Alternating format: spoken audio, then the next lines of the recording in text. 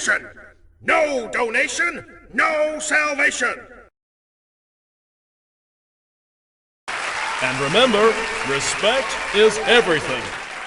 And we're back.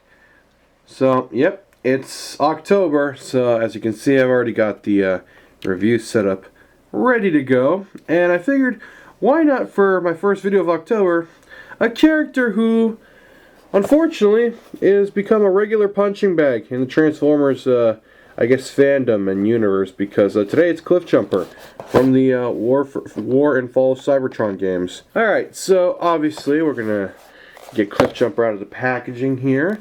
You know me, I clearly don't care about such things, so yeah, there we go. Alright, go ahead and get all my goodies. Alright. Okay, some time has passed.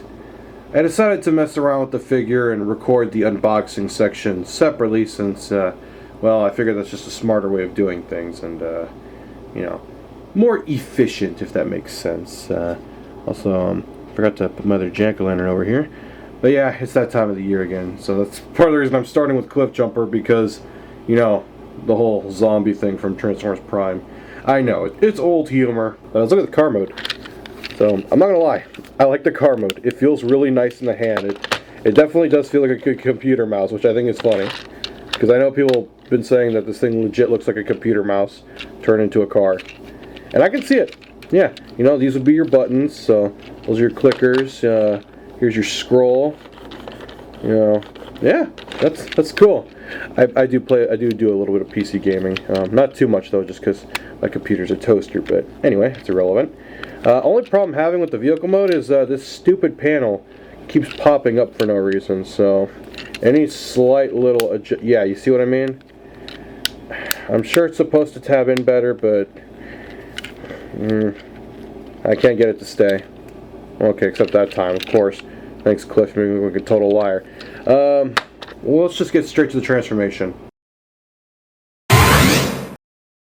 Okay, let's see if we can get this guy into robot mode, since getting to vehicle mode, I won't lie, it was kind of a pain in the ass, but oh well, once you do it enough times, you get used to it. But I really like the car mode. It just feels really good in the hand. It really does feel like a computer mouse. It's funny. Alright, where do we start? Alright, we'll lift up his junk in the trunk, which ironically is where his legs are. that kind of does act like a trunk, which is ironic because my sister owns a hatchback, like an old Civic or a lot of those compact commuter cars. Alright, hold that up.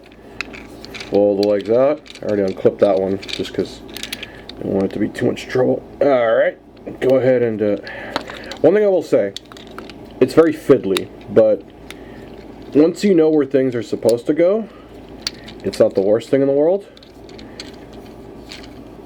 Alright, and then you want to, here, let's fold up these little gap fillers, as they're called.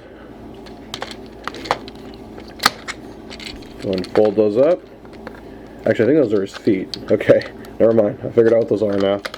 Alright, fold the legs out like that.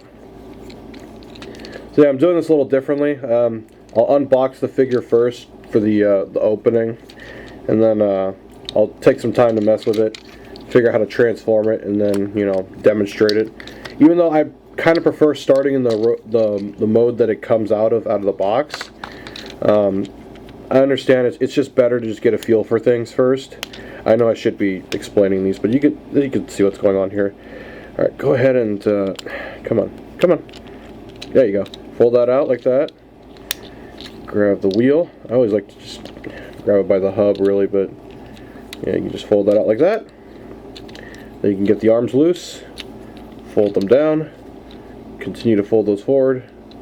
Then you fold. Now this is clever. I like how they did this.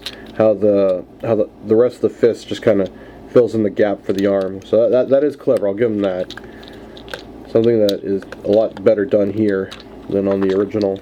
Though I never messed with the original, sadly, just because I wasn't collecting at that time. Just because I kind of faded out of Transformers. Not really because you know, I lost interest in the hobby, just mostly because I was broke and I was like, in my teenage years.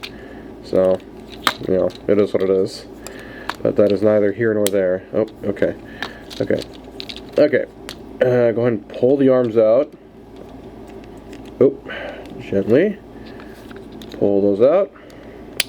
Oh. You gotta be a little careful because you don't want to break anything.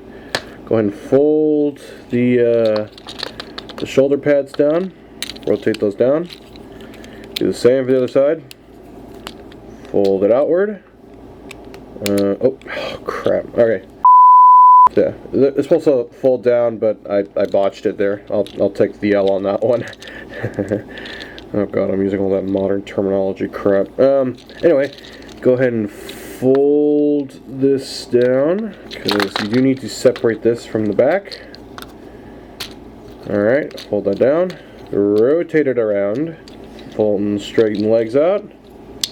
And what you want to do, go ahead and fold this up. This is where that chest piece becomes a pain. Alright, go ahead and fold this down. You gotta push it in from one side or the other. Yeah, it's not going to be an easy process just because of the clearance issue. That's really the only part of the transformation that really annoys me the way that it does.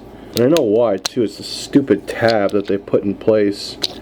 I don't know. That whole section could have been planned out better. But anyway, aside from that, go and fold the rest down. It's very similar to the Dotson Brothers mold from the Kingdom line, if you know what I'm talking about. Where does this? Oh, okay. That taps into the window shield, or at least representation of a windshield. At least in theory, that's what the engineering reminds me of. It reminds me of the Dotson Brothers mold, which is a very odd comparison considering those are two different styles of character. But I'd be lying to myself if I couldn't unsee it. And there he is in robot mode. But yeah, I think he's neat. I liked how the backpack, you know, granted it's still there, but it works. It's not the worst thing in the world. And I like how it compacts into this neat little, well, a backpack. So let me see if we can get him into a nice little stance here. The feet are a little limited, I will admit, but aside from that, it's not the worst in the world. Let's go ahead and give him his weapons. Let's see. So we'll give him this big gun here. If I can remember how it goes on, because I know they're sculpted a certain way. Okay, that one went in just fine. And then I know this sword can tab into the arm, but I can't seem to find the tab for it. Or maybe it doesn't, I'm just delusional.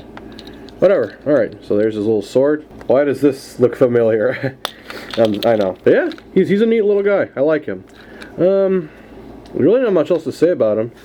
So, I hope you enjoyed. I'm sorry this review's been kind of all over the place. I'm still getting back into the swing of things. But until next time, you all have a good one. Hallelujah! Another soul saved!